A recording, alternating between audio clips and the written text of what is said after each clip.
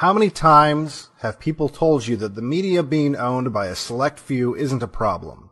That these corporations and the bankers that fund them would never propagandize the people for their own interests, and certainly wouldn't endanger lives, that false flags aren't real, and that they would involve way too many people, that a secret that big could never be kept quiet. Media manipulation by bankers with money interests and governments beholden to those bankers is not the exception, it's the rule. There are countless verified examples that government schools conveniently leave out of the history books, and banker-funded media conglomerates are the last people that are going to give you a peek behind the curtain they've woven to protect themselves from the retribution they would surely face if the public were to discover just how little their lives mattered. One of the most well-documented examples of how war profiteers operate that parallels exactly with how these war profiteers operate today is the sinking of the Lusitania, an event that would claim the lives of nearly 2,000 people, including 195 Americans, and would be the false flag to get the American public behind a war that would later claim the lives of over 100,000 Americans. A war that up until this false flag planned by the elites, including J.P. Morgan and his Rothschild backers, and the Wilson administration, was only supported by 1 out of 10 Americans. And the motivations are the same as they've always been: money and power. In the early 1900s, J.P. Morgan, the American agent of the Rothschilds, sold war bonds in America to fund the English and the French in their war with Germany. Not only did they profit through handsome commissions from these bonds, the money raised was then spent at the companies owned by Morgan and the Rothschilds. War was big money. Total purchases would rise to an astronomical $3 billion, which in today's money would be roughly $74 billion. Morgan's firm became the largest purchaser on Earth. And when German U-boats appeared to be turning the tide against England, they faced a very real possibility that this ocean of money would dry up. This would mean substantial losses to their balance sheets. Additionally, this would also threaten England's ability to repay the billions of dollars it had borrowed with war bonds. In fact, Morgan was finding it difficult just to sell the bonds that funded his military-industrial complex, as it appeared the Germans might claim victory in a matter of months. To make matters worse, Morgan himself had loaned around $37 billion in today's money that he was now in danger of losing. Something had to be done. Morgan hired a committee that identified the 25 most influential newspapers.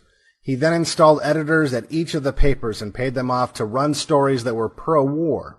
Eventually, he had over 1,000 newspaper editors on his payroll and used his vast advertising purchasing power to strong-arm the smaller papers to trumpet the same pro-war sentiment.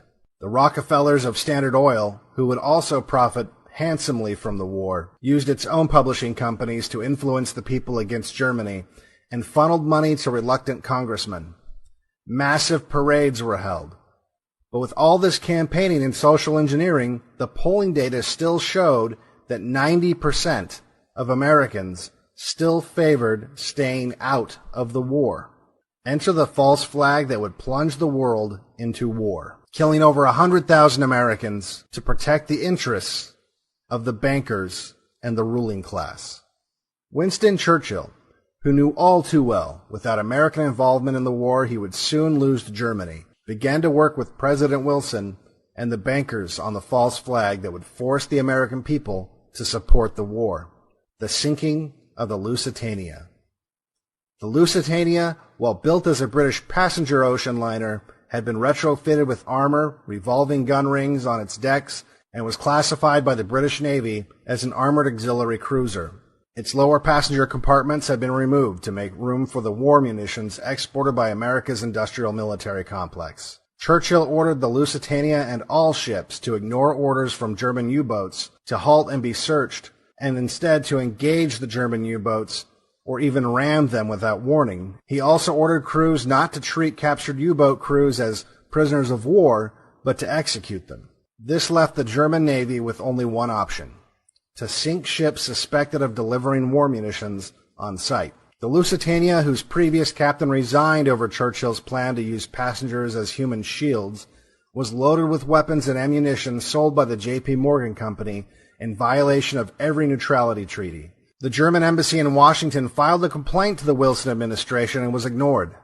The Germans went so far as to attempt to run ads in American newspapers warning Americans not to board the weapon-carrying ship traveling through a war zone, but the papers controlled by the bankers and by order of the State Department refused to run the ads.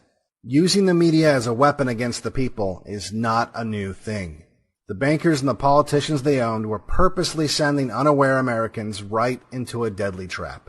The so-called passenger liner carrying over 6 million rounds of ammunition was directed by the British Navy into an area where a German U-boat had recently fired upon 2 ships and was known to be active. To ensure the ship would be vulnerable, the destroyer that was supposed to escort the cargo to port was called back without notifying the Lusitania, leaving her a sitting duck in hostile waters. And on May 7th, 1915, close to 2,000 passengers, including 195 Americans, were sacrificed to the bankers as the German U-boat, U-20, fired at the hull, setting off a massive explosion when the munitions in the cargo ripped a hole so large in her starboard bow that one of the largest ships ever built sank in less than 18 minutes. The Lusitania was purposely loaded full of explosives and then led defenselessly into hostile waters in the hopes that it would be sunk by the Germans. This was the false flag that propelled America into what would become known as World War I, a war that easily could have ended before claiming the lives of over 100,000 Americans that died so that the military-industrial complex and the banking class could avoid losing money on a profitable war. A war that would later lead to another world war that would claim the lives of millions. All this so bankers could grow fat on the blood of the people that would line up for the slaughter, war after war after war. The details of this false flag have been largely hidden from the public. In fact, as recently as 1993, the official story was that the Lusitania had exploded because of coal dust in the boiler rooms, and that it had not been carrying ammunition or explosives. The real story remained hidden from the public for nearly 100 years, until in 2008 when divers found millions of rounds in the hull of the sunken wreckage. The media had successfully covered up a false flag for nearly a century, a fact that completely obliterates the notion that false flags involve too many people, and that surely someone would talk, and that the truth would get out. People who don't know their history are damned to repeat it. Do we have to wait another century before we get the truth of modern false flags perpetrated by the bankers and the deep state? When will the people stop confirming the ruling class's belief that we are all just cattle to be slaughtered for profit? Slaves that unknowingly prop them up and support their lifestyle of decadence and degeneracy, fighting for table scraps and vying for the coveted position as alpha slave, while the ruling class looks down at us not in pity, but with amusement and disgust. The technocrats are developing new ways to control us and eventually make us obsolete. We are rapidly approaching a future in which the ruling class will have successfully replaced us with lower IQ populations that are easier to control and easier to replace with automation.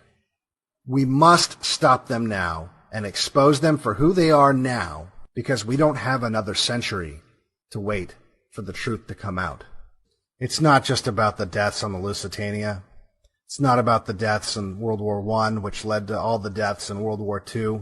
World War II led to the deaths of nearly 500,000 American men. American men that might not have voted for the Immigration Act of 1965. And lest we forget, without World War II, there would have been no baby boom. That decision by those bankers, the Wilson administration and Churchill, to sacrifice the lives of unwitting pawns in their war profiteering game so they could increase their profits. The effects of that evil decision have irreversibly damaged this nation in every measurable way. And look at the British now, arresting people for thought crimes. The fairy tale that we were protecting freedom was always a lie. The truth is, we live in a system that rewards sociopaths, and sociopaths do what's good for them. Nationalism is their enemy. Populism is their enemy because it gets in the way of their balance sheets.